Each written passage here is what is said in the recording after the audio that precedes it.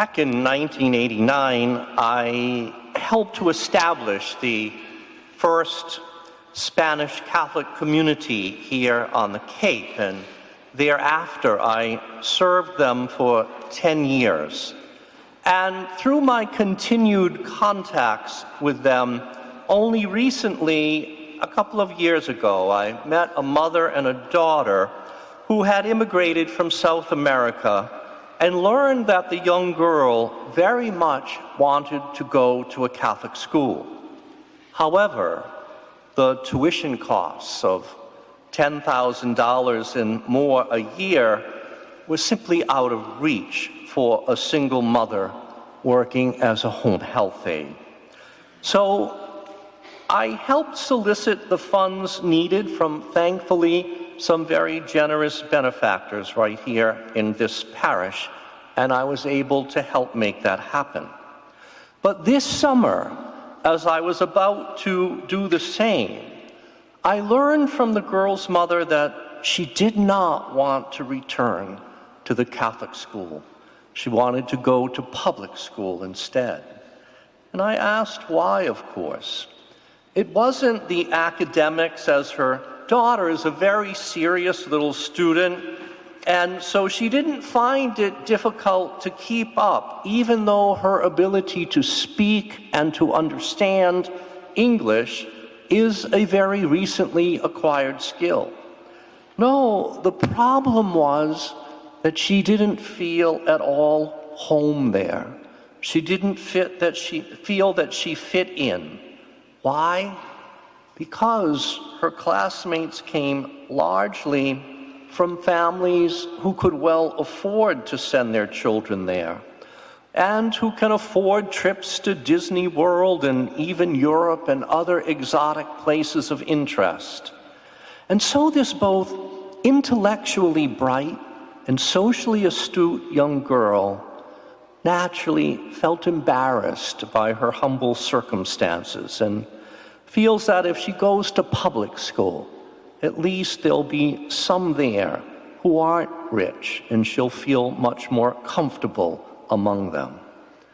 Doesn't this raise the question of who is invited and who would feel welcome at our banquet? The banquet representing all the good things that we enjoy, both as Catholics individually and collectively as a church. And Catholic school education is certainly a part of that banquet. But now we have to ask the difficult question of who is that education really for? It would be an understatement to say long gone are the days of my youth, but indeed, when I was young, Catholic schools were staffed by religious sisters and brothers who took vows of poverty and who lived in community which assured that their needs would be met as they worked for very meager stipends. As a consequence, though, little or no tuition was required of parishioners who wanted to send their children to the Catholic school. And when I went to Catholic high school, the tuition in my senior year was a whopping $350. Now, in the very same school, it is $18,000.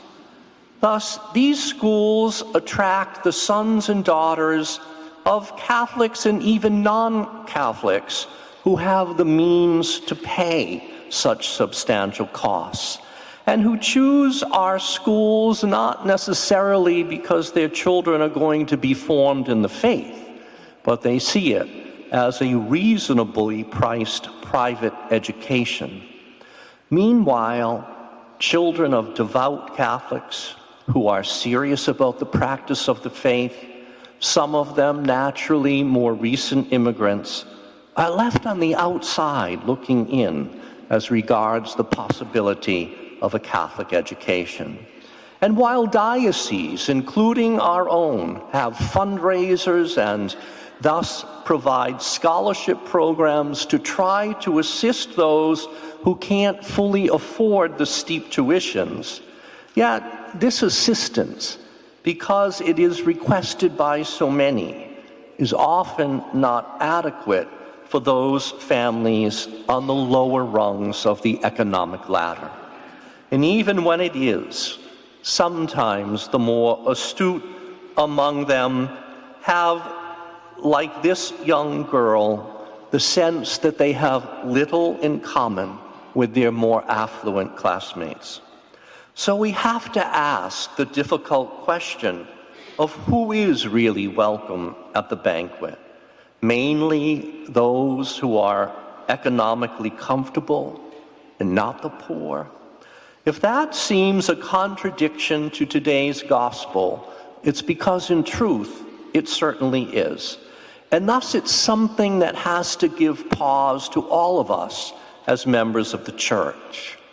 The gospel clearly challenges us in this particular aspect of the life of the church as a whole, but let it also challenge each of us in terms of any tendencies we may have towards social and economic discrimination as regards those whom we desire or are willing to rub elbows with in any aspect of our lives, be it personal, social, educational, employment, or even worship.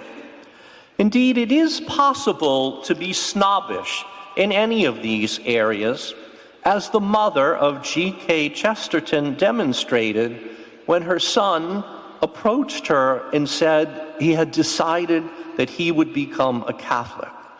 And what was her response?